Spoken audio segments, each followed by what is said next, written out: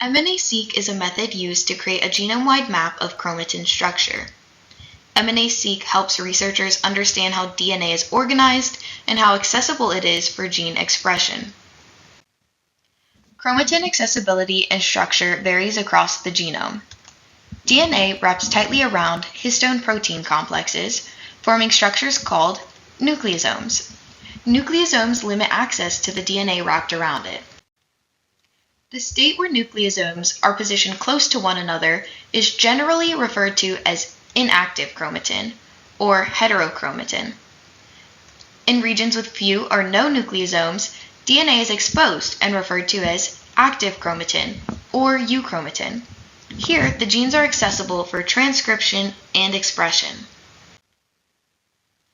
MNase-Seq stands for micrococcal nuclease digestion and sequencing.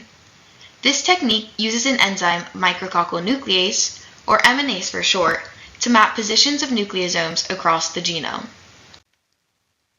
The first step of MNase-Seq is to isolate nuclei from cells, usually using a standard protocol. Nuclei are then resuspended in a buffer for MNase digestion. After this, the digestion step takes place. The MNase enzyme will cleave the unprotected DNA between nucleosomes. The nucleosomes protect the bound DNA from degradation, and it's this DNA that will be sequenced. After digestion, the DNA that persists is purified from the protein-bound fragments.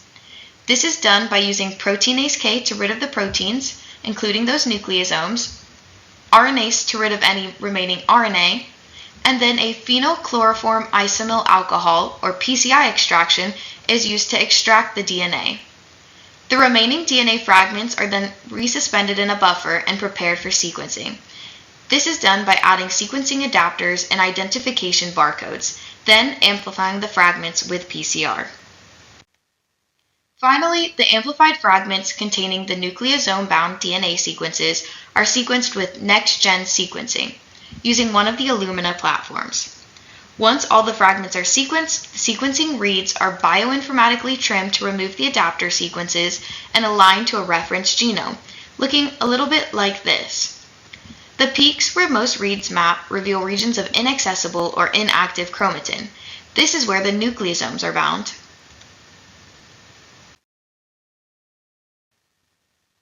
This information can be used for a variety of experiments, including epigenetic changes during disease, changes in chromatin structure during development, or chromatin remodeling in response to environmental stress.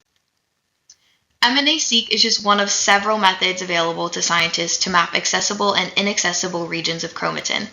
Other technologies such as DNA-Seq, ATAC-Seq, or even FAIR-Seq are also commonly used. Thank you for watching.